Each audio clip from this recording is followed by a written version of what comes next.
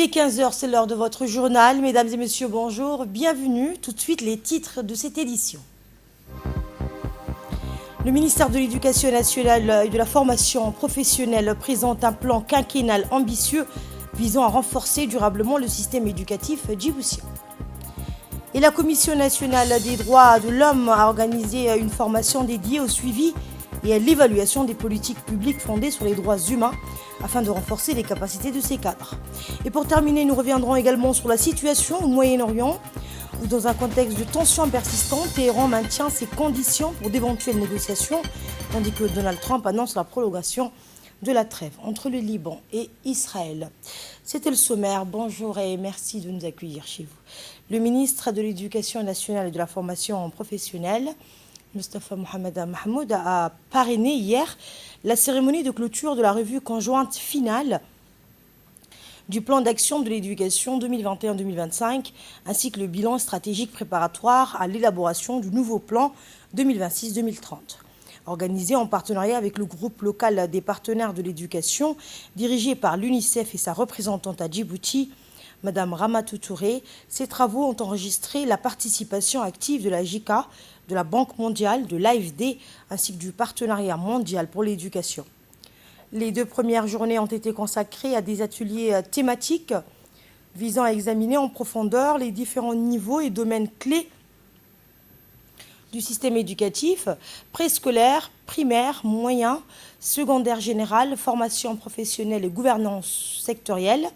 Ces sessions ont donné lieu à des échanges riches et constructifs permettant aux participants de partager leurs expériences et de formuler des recommandations concrètes. Les résultats obtenus, notamment en matière de formation professionnelle et de gestion sectorielle, ont été évalués à l'aune des objectifs fixés par le PAE 2021-2025, offrant ainsi une meilleure compréhension des défis à relever pour l'avenir. La journée de clôture a permis aux ministres et aux partenaires du GLPE d'examiner les réalisations globales et de dégager les principales orientations du PAE 2026-2030. À cette occasion, le ministre a rappelé que l'éducation constitue le socle du développement national. Eh bien, sous le leadership du président de la République, le système éducatif djiboutien s'est engagé depuis plusieurs années dans une transformation structurelle. Cette vision dépasse le cadre strict du secteur éducatif pour s'inscrire dans un projet de société globale visant à faire de Djibouti une nation émergente, fondée sur le savoir, les compétences et l'innovation. La représentante de l'UNICEF à Djibouti est revenue sur les principaux enjeux liés à la qualité de l'éducation et à la réussite des élèves. Nous l'écoutons. À l'occasion de cette clôture, je souhaite d'abord adresser des remerciements. D'abord, j'aimerais adresser un remerciement à vous, Excellence, Monsieur le Ministre, pour votre leadership et pour votre engagement constant. Je pense que les résultats impressionnants que l'on a vus, en effet, entre 2021 et 2026, sont la parfaite illustration de l'engagement que vous avez pour votre secteur. J'aimerais aussi remercier l'ensemble des participants pour la qualité de leur engagement et la richesse des échanges. J'aimerais aussi remercier les partenaires techniques et financiers, les organisations de la société civile, les représentants des parents d'élèves pour leur contribution essentielle à la réflexion collective. Donc cette revue sectorielle, qui comme on l'a vu a été très très riche, a permis de poser un regard lucide et partagé sur les progrès accomplis au cours de la période 2021-2025.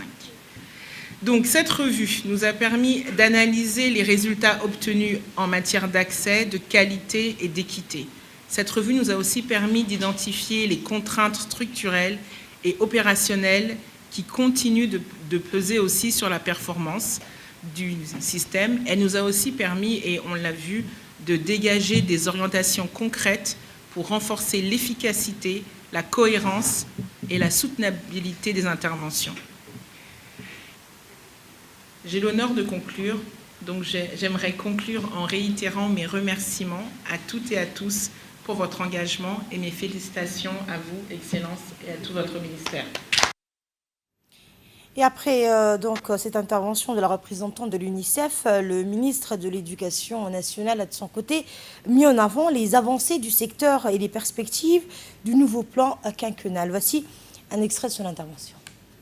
Par rapport à la vision 2035, il est question de développement de compétences.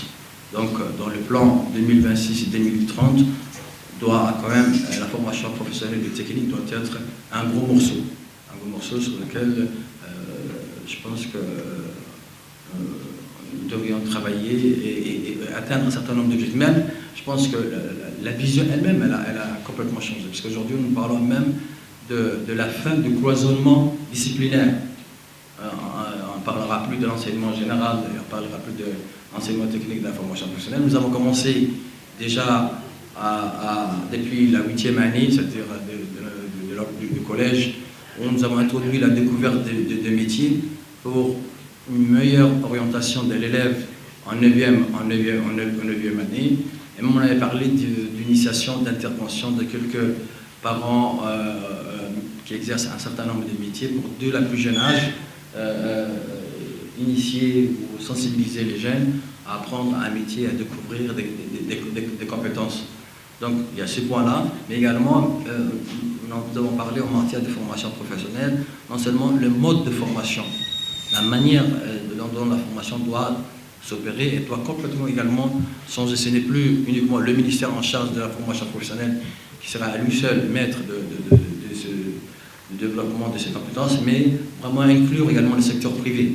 Et d'ailleurs, la Cité des métiers, c'est ce que nous allons bien sûr, Inch'Allah, dans les années à venir, d'ici 2028, 2027, qui va voir 2027, il y aura à la fois le centre de formation, mais en même temps, il y aura des entités du secteur privé qui seront présentes sur le même site. Donc, à la fois, on aura le secteur professionnel, mais également le secteur de formation qui vont se côtoyer pour faire de cet élève un élève qui est capable non seulement de s'insérer rapidement sur le marché du travail, mais également partir avec un projet pour que lui-même il puisse développer. Donc c'est également la création et la multiplication de petites et moyennes entreprises.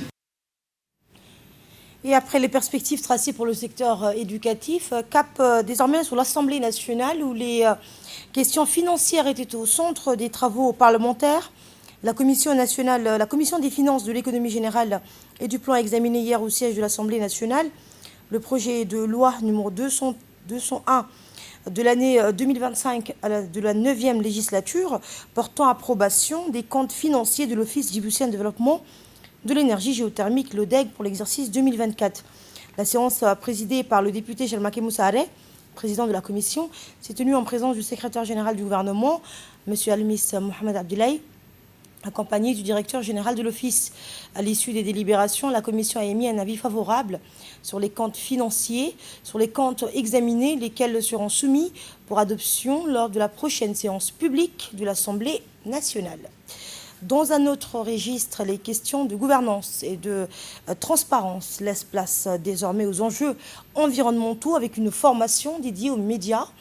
À l'hôtel Sheraton s'est achevé hier l'atelier de formation consacré à la couverture médiatique des changements climatiques organisé par l'Union de la presse francophone de Djibouti en partenariat avec le ministère de l'Environnement et du Développement durable avec l'appui du PNUD.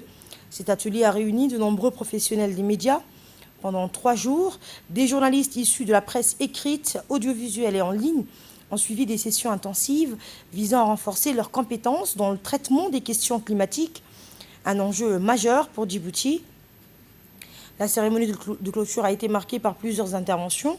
Le président de l'UPF de Djibouti, Kennedy Ibrahim Hussein, a insisté sur la responsabilité des journalistes dans la diffusion d'une information fiable et dans la lutte contre la désinformation environnementale. De son côté, le représentant résident adjoint du PNUD, Philippe Clerc, a souligné l'importance de cet atelier dans un pays particulièrement exposé aux effets du dérèglement climatique, appelant à une meilleure appropriation des outils scientifiques par les médias. Pour sa part, le secrétaire général du ministère de l'Environnement et du Développement durable a rappelé les défis climatiques auxquelles fait face le pays. La cérémonie s'est conclue par la remise de certificats de participation aux journalistes formés en reconnaissance de leur engagement. Cet atelier aura permis de poser les bases d'un réseau de journalistes engagés sur les questions environnementales, contribuant ainsi à une meilleure sensibilisation du public. Épauler toute la population, mais en même temps, être capable de donner de l'information qui pourrait peut-être permettre des changements systémiques, mais aussi de comportements individuels. On est tous concernés, on est tous impliqués pour essayer de trouver aussi des solutions. Et je dirais, dans ce monde ultra connecté, où la communication est permanente 24 heures sur 24, c'est en plus un challenge supplémentaire pour vous et pour nous, qu'il y a des tentatives de le nier, pour des raisons économiques, pour des raisons politiques. Donc il y a aussi beaucoup de fake news, il y a aussi de la désinformation. Comment se retrouver dans cet océan d'informations? Je conclurai simplement en disant que pour moi, en représentant du PNUD aujourd'hui, c'est une grande satisfaction d'avoir pu permettre cette formation. Et ce qui est le plus important, c'est que ça a été important pour vous. Et on continuera à vous aider autant que possible. Je vous remercie. Et au terme de cet atelier, les participants et responsables partenaires ont livré leurs principales réactions. Le président de l'Union de la presse francophone de Djibouti a insisté sur le rôle clé des médias face aux enjeux climatiques. On l'écoute. Issu de cet atelier, et Abdelkader l'a rappelé aussi, il faut qu'il y ait un réseau de journalistes spécialisés sur la question environnementale. C'est très important.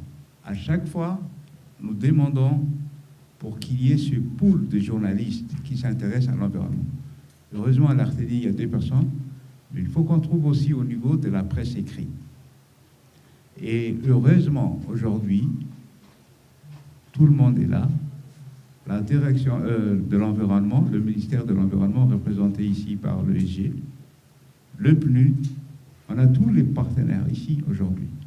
Et c'est le moment ou jamais pour que nous puissions lancer ce réseau, parce qu'on peut faire beaucoup d'activités. En tant que presse, on a cette responsabilité. Et chacun doit prendre sa part de responsabilité et apporter sa pierre à l'édifice pour que nous puissions conscientiser les populations, mais aussi les alerter. Et pour sa part, le secrétaire général du ministère de l'Environnement est revenu sur les défis climatiques du pays et les réponses engagées. On l'écoute. Et deuxièmement, le rôle des médias, c'est d'informer la population sur les réalisations du gouvernement. L'environnement, et notamment le changement climatique, c'est transversal. Ça ne dépend pas d'une action d'un seul ministère. Ça dépend des actions de plusieurs ministères. Du ministère de l'Agriculture, du ministère de l'Énergie, du ministère des Transports, etc. Donc, le gouvernement réalise beaucoup de choses, beaucoup de projets, notamment nous, déjà rien que nous, en tant que ministère de l'Environnement, on met en œuvre des projets dans toutes les régions de Djibouti, dans les 5 régions de Djibouti. On réalise beaucoup de choses, mais la population n'est pas toujours suffisamment informée sur ces réalisations, sauf dans la localité concernée, peut-être pour ce projet-là, mais la population n'est pas suffisamment sensibilisée sur les actions que mène le gouvernement, sous le leadership du président de la République. Le gouvernement vraiment met en œuvre, se mobilise d'abord pour mobiliser le financement, et ensuite les différents départements ministériels font tout pour mettre en œuvre les actions d'adaptation et d'atténuation du changement climatique. C'est là que le rôle des médias est très important, et donc on compte sur vous pour faire, par exemple, des reportages sur le projet.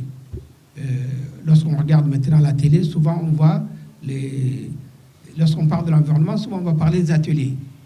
Et toujours dans le domaine du renforcement des capacités, place cette fois aux droits humains avec une formation destinée à la CNDH, la Commission nationale des droits de l'homme. Dans le cadre du renforcement des capacités institutionnelles, une formation en suivi et évaluation des politiques publiques axée sur une approche fondée sur les droits humains a été organisée au profit des employés de la CNDH durant 3 jours à l'hôtel Best Premium. La cérémonie de clôture s'est déroulée en présence du président de la CNDH, M. Ali Soubené, du représentant de l'Union européenne à Djibouti, du maire de la ville de Djibouti ainsi que des membres de la commission. Cette session de formation a permis de doter les participants des outils et compétences nécessaires pour analyser, suivre et évaluer les politiques publiques tout en intégrant les principes fondamentaux des droits humains, notamment l'équité, la transparence, la redevabilité et la participation. À travers cette initiative, la CNDH réaffirme son engagement à promouvoir une gouvernance respectueuse des droits humains et à renforcer l'efficacité des actions publiques au service des citoyens.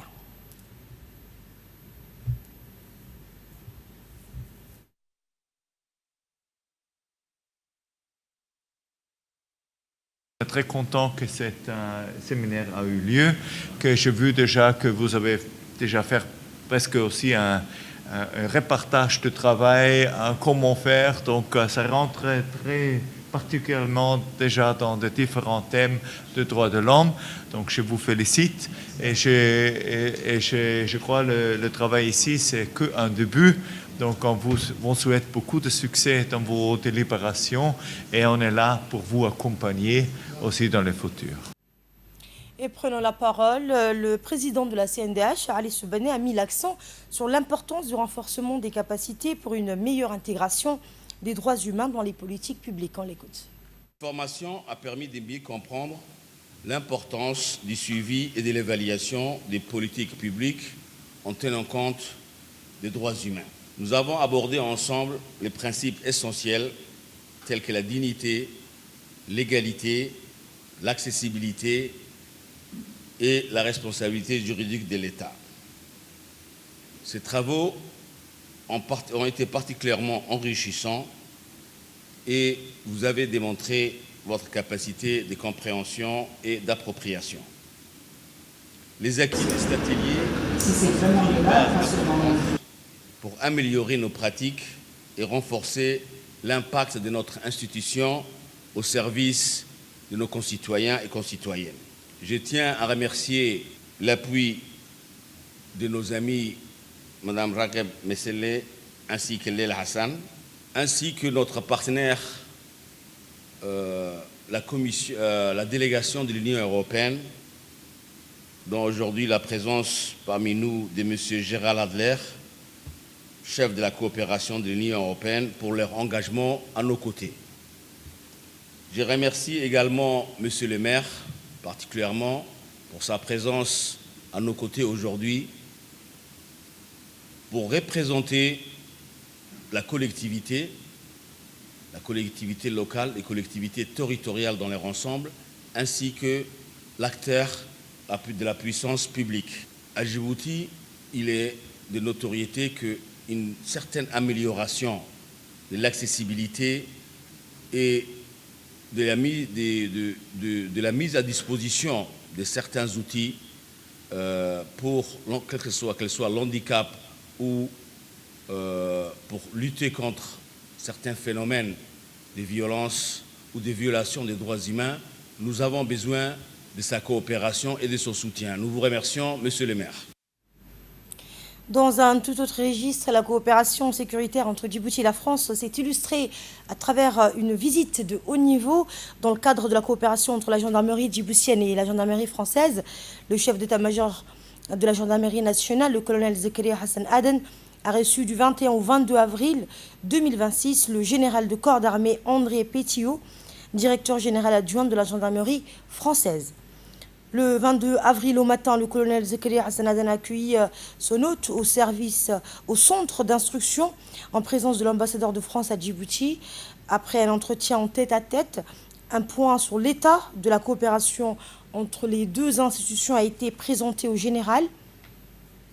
Par la suite, plusieurs moyens et équipements, dont ceux cédés par la gendarmerie française, notamment des VBRG et des motos, ont été présentés. La visite s'est poursuivie par une démonstration technique de franchissement opérationnel réalisée par les éléments du GIGN, suivi d'un exercice d'engagement d'un escadron dans une opération de maintien de l'ordre. La délégation du général Lapétieux s'est ensuite rendue au groupe cynophile de la gendarmerie où des démonstrations mettant en valeur les capacités opérationnelles des chiens de cette unité spécialisée lui ont été présentées. La visite s'est achevée au sein de l'EUPJ, où le général a découvert la salle dédiée aux investigations numériques et a échangé avec les stagiaires en formation. Et la visite donc du général français, vous le voyez à l'image, c'est poursuivi par une démonstration de technique de franchissement opérationnel réalisé par les éléments du GIGN, suivi d'un exercice d'engagement d'un escadron dans une opération de maintien de l'ordre.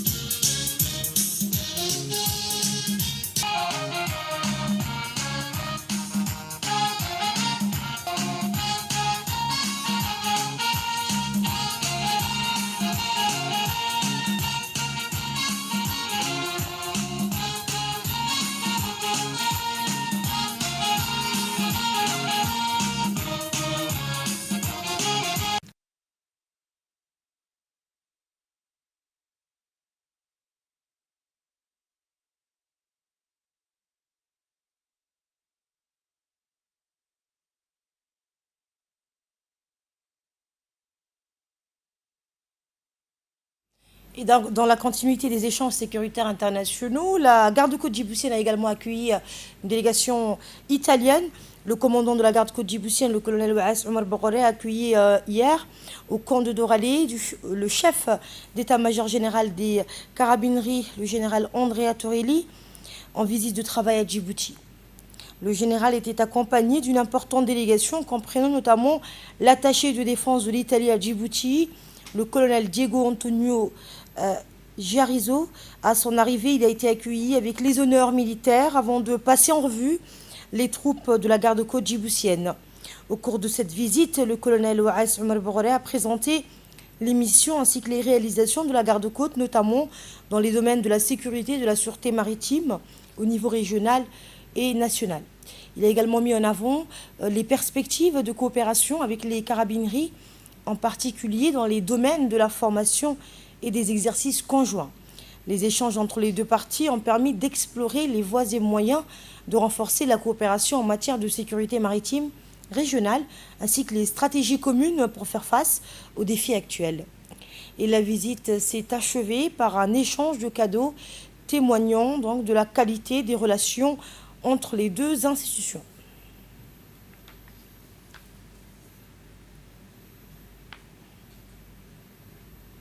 Et sur le plan social et éducatif, l'actualité s'est également illustrée à travers une célébration dédiée aux enfants. L'école Al-Ma'arif a organisé hier une cérémonie à l'occasion de la Journée mondiale de l'enfant dans l'enceinte de l'établissement en présence des responsables de l'école ainsi que de représentants des parents d'élèves. La manifestation a été marquée par plusieurs activités ludiques et éducatives au cours desquelles les élèves ont fait preuve de créativité et de talent. Des prestations artistiques et des animations pédagogiques variées ont contribué à instaurer une ambiance conviviale et festive.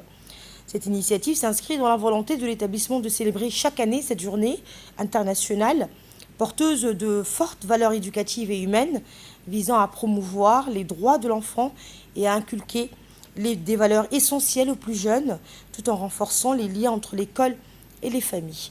La Journée mondiale de l'enfant constitue également une occasion de mettre en lumière les droits fondamentaux des enfants, notamment en matière d'éducation, de protection et de santé, ainsi que l'importance de leur garantir un environnement sûr et propice à leur épanouissement. Elle représente enfin un moment clé de sensibilisation sur l'importance d'investir dans l'enfance, considérée comme un pilier essentiel du développement durable, et d'encourager la mobilisation conjointe des institutions éducatives, des familles et des acteurs concernés en faveur du bien-être des générations futures. Et toujours dans un registre communautaire et religieux, une nouvelle infrastructure a été inaugurée à Tadjoura dans le cadre de ces efforts visant à soutenir les communautés locales et à répondre à leurs besoins. La société Al-Kharafi a procédé donc mercredi à l'inauguration de la mosquée du défunt Jassem Mohamed Al-Kharafi dans la sous-préfecture du Dora. relevant de la région donc, de Tadjoura. La cérémonie s'est déroulée en présence d'une délégation du ministère des Affaires musulmanes et des biens Warf, conduite par le directeur général du Diwan des biens Warf, M. Elmenour Jama, accompagné du directeur général de l'Institut Al-Wasatiya et de la culture de la paix, ainsi que du directeur des régions. Était également présent le premier adjoint du préfet de la région de Tadjoura, le sous-préfet de Dora, ainsi que le directeur exécutif de la société, l'ingénieur Khaled Anis. Construite grâce à un don personnel du président exécutif de la société, Louaï Jassem Al-Gharafi, la mosquée est située le long de la route stratégique Tadjoura-Balho, reliant le nord de Djibouti à l'Éthiopie. Édifiée sur une superficie d'environ 1000 m², elle peut accueillir jusqu'à 300 fidèles, hommes et femmes. Elle comprend également des infrastructures annexes, notamment un logement pour l'imam, un entrepôt et 3 locaux commerciaux destinés à soutenir les services de la mosquée et assurer sa pérennité. Lors de la cérémonie, plusieurs intervenants ont souligné l'importance de cet édifice qui offrira un espace de prière adapté aux usagers de la route ainsi qu'aux habitants de la sous-préfecture. Le représentant de la société, l'ingénieur Khaled Anis, a indiqué que la mosquée a été réalisée selon les normes et standards les plus élevés en matière de conception, de construction et de finition, faisant d'elle l'une des mosquées les plus remarquables du pays. Pour sa part, le directeur général du Diwan des biens Warf, M. Elmenour Jama, a exprimé sa gratitude à la société Al-Gharafi pour la réalisation de cette mosquée, répondant à la demande des habitants de Dora formulée lors de l'inauguration de la route Tadjoura-Balho, placée sous le haut patronage du président de la République. Il a salué la qualité architecturale de l'édifice, destiné à bénéficier aux populations de la région et des localités environnantes, tout en rappelant l'importance de la construction des mosquées en islam. Il a enfin appelé à préserver et entretenir cet édifice religieux, doté d'un système d'énergie solaire et d'un groupe électrogène assurant une alimentation électrique continue. Et toujours dans le nord du pays, les questions communautaires et environnementales étaient au cœur d'un atelier à Obok.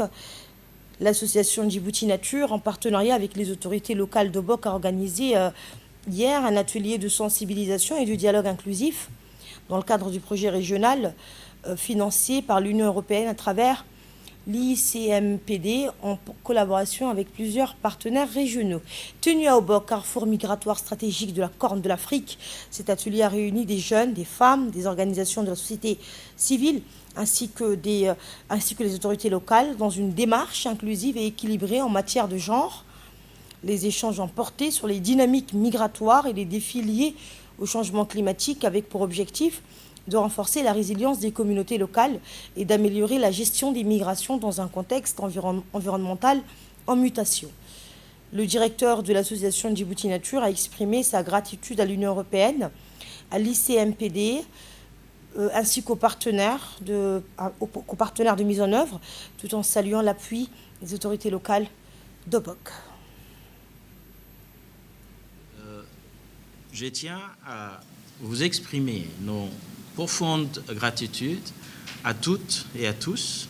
Ce programme est un programme financé par l'Union européenne à travers un centre qu'on appelle Centre international pour la migration et le développement politique, coordonné par un réseau basé à Addis Abeba, à l'université d'Addis Abeba, qu'on appelle Horn Africa Regional Environment Center and Network, et mise en œuvre par 4 organisations, dont Djibouti Nature. Et ces programmes se déroulent sur le nombre de pays sur la carte, qui sont 9. Et aujourd'hui, nous sommes vraiment contents d'avoir mobilisé un nombre très important des organisations de la société civile de la région d'Obok, particulièrement les jeunes et les femmes. Quand je dis les jeunes et les femmes, donc la majorité des femmes qui ont participé aujourd'hui aussi, ce sont des jeunes femmes. Donc la jeunesse est le pilier de ces programmes, parce que c'est le futur de la gestion de ces problèmes qui est important, qui est visible, qui est lié à des problèmes récurrents au niveau de la région. Merci. Et les autorités locales ont réaffirmé et ont salué Notamment, cette initiative est réaffirmer leur engagement en faveur d'un dialogue inclusif et de solutions durables. L'association de Djibouti Nature qui a organisé cet atelier à Obok. Je voudrais également dire un grand merci à tous les participants qui représentent la société civile. Et je remercie également le partenaire financier de cet atelier qui est dans l'Union européenne. Et donc, durant cette journée, vous avez débattu d'une thématique qui est très importante, c'est la migration.